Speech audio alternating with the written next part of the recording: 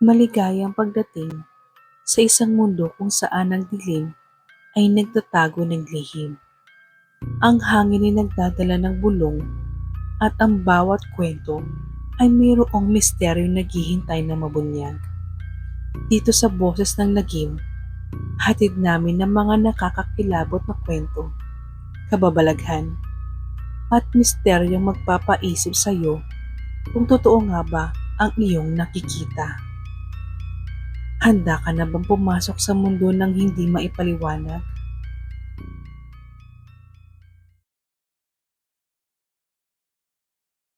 Sabi nila, ang dilim ay wala namang kinalaman sa takot, na ang totoo nating kinatatakutan ay hindi ang kawalan ng liwanag, kundi ang posibilidad na sa gitna ng kadilimang iyon ay hindi tayo nag-iisa. Magandang gabi sa inyong lahat. Bubuksan natin ang mga pinto na matagal lang dapat nananatiling sarado. 5 kwentong magpapatunay na ang mga urban legends at creepy stories na naririnig natin ay hango sa mga karanasang mas gugustuhin mong ibaon na lang sa limot. Kaya bago tayo magsimula, siguraduhin mong nakalakang yung pinto, patayin ang ilaw, at huwag kang lilingon sa likuran mo. Baka kasi kanina pa siya nakakinig sa atin. Handa na ba kayo? Ito ang 5 kwento ng kababalaghan na yayanig sa inyong gabi.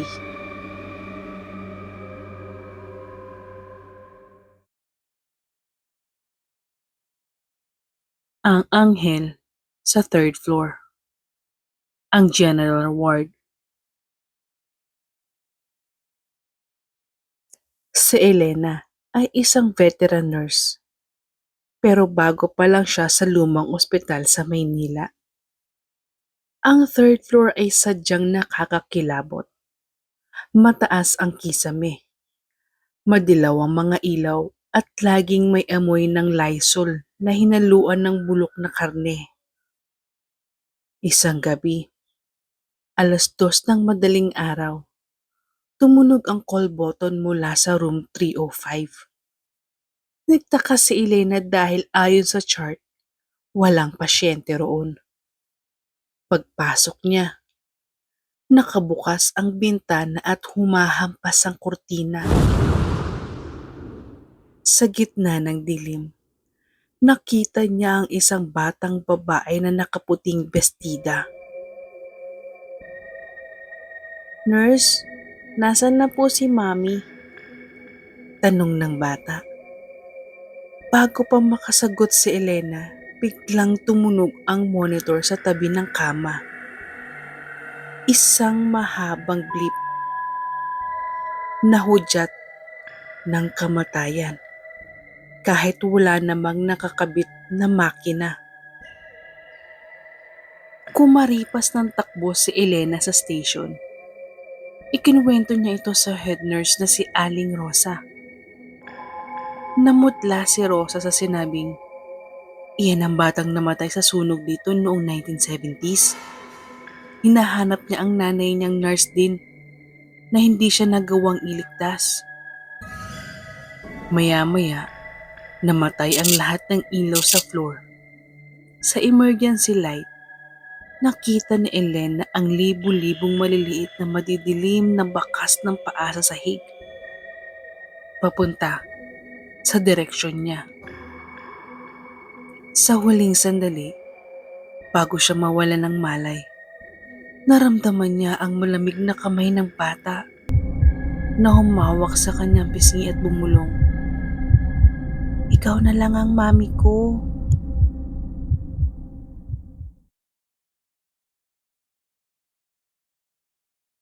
Ang pasaload sa hating gabi. Si Marco ay isang gamer na nabubuhay sa kape at computer. Isang gabi, habang nasa gitna ng clutch, nag-vibrate ang phone niya. Unknown number. Ang message, pahingi ng load, gutom na ako. Hindi niya pinansin, pero sunod-sunod ang dating ng text. Kahit 20 lang. Nainis si Marco. Nag-reply siya ng, magtrabaho ka, huwag kang mamamali mo sa text. Doon nagsimula ang kababalaghan. Nakatanggap siya ng voice message. Puro static sa simula. Pero sa dulo, may narinig siyang parang tunog ng ngumunguya ng buto. Pagkatapos, isang picture ang dumating. Ang gate nila. Ang caption, salamat sa load, papasok na ako. Imbes na matakot, kumuha si Marco ng baseball bat at tiningnan ng CCTV sa phone niya. Walang tao sa labas. Pero ang gate, dahang-dahang bumubukas mag-isa. Tumakbo siya sa pinto at nilak lahat ng trangka. Pero ang sumunod na text ay galing sa loob na ng bahay. Isang picture ng kusina nila. May bukas na refrigerator. Wala kang pagkain dito, Marco. Pero mukhang masarap ang nasa taas. Narinig ni Marco ang bibigat na yabag sa hagdan. Hindi ito tunog ng tao. Parang tunog ng hayop na may mahabang kuko. Nagtago siya sa ilalim ng kumot habang umiiyak. Nag-vibrate ulit ang phone niya. Isang video call. Sinagot niya nang hindi sinasadya. Ang nakita niya sa screen ay ang sarili niya, nakahiga sa kama, habang may isang itim na nilalang na nakalawit mula sa kisame. Dahang-dahang ibinababa ang bibig sa leeg niya.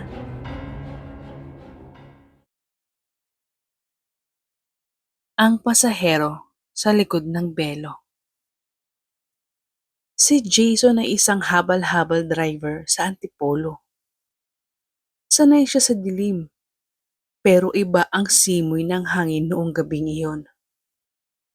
Sa isang madilim na bahagi ng kalsada, may pumara sa kanyang babaeng nakaitim na gown at may belo.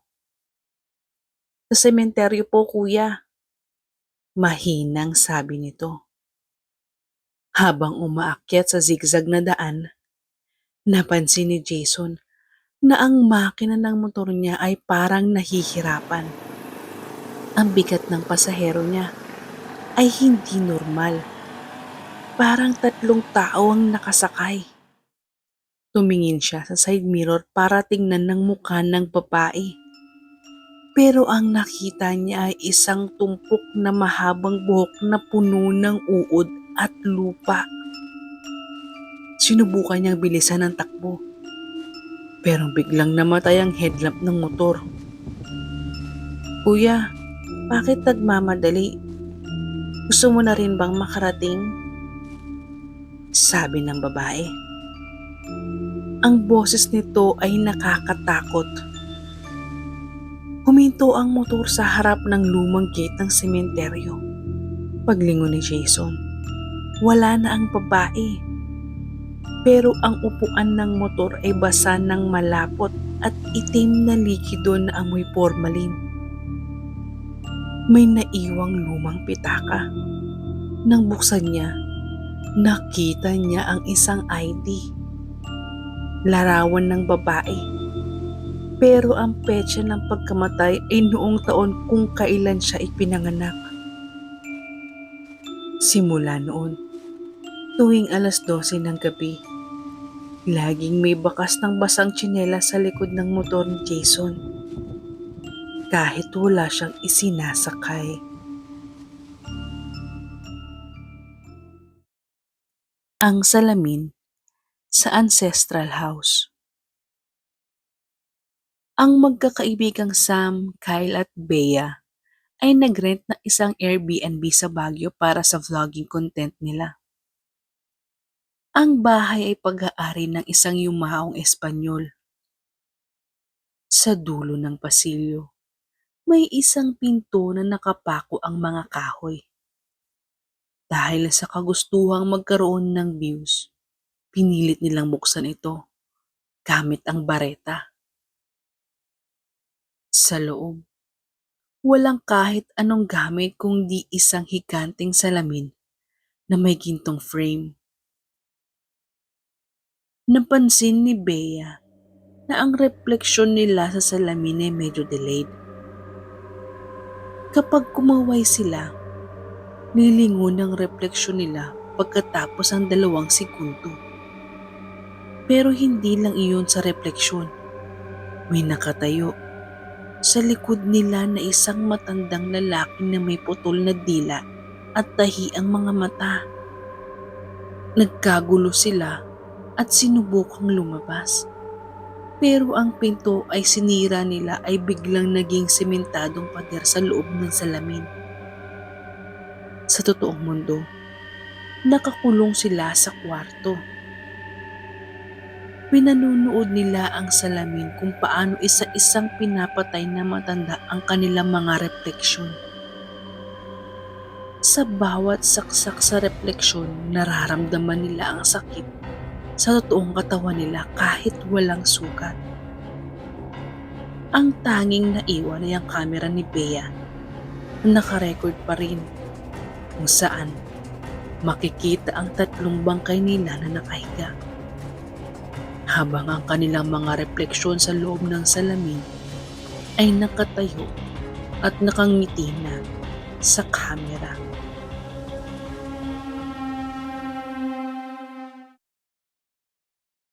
Ang taya sa dilim.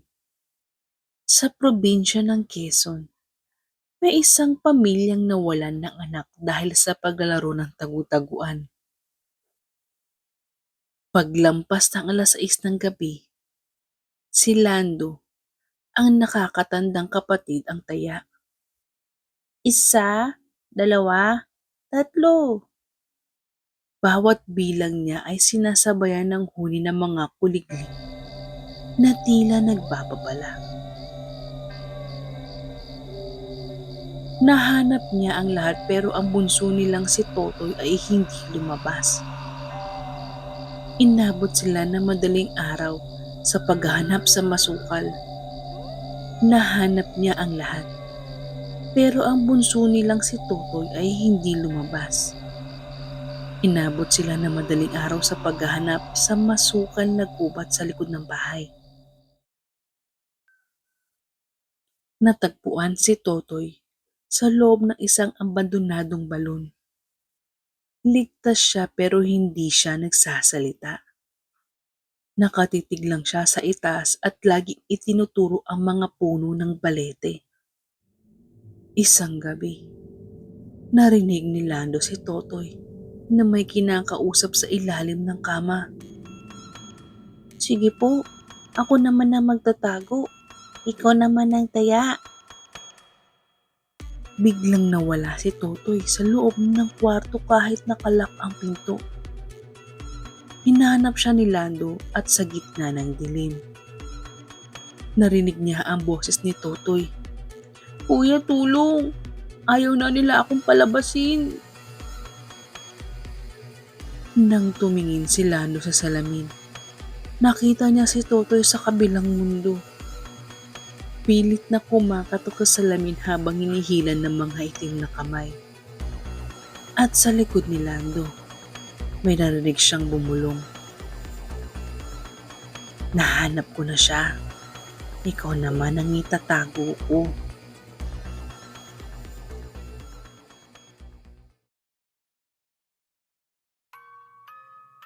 May mga kwento ka bang nakakakilabot o karanasang nakakatakot?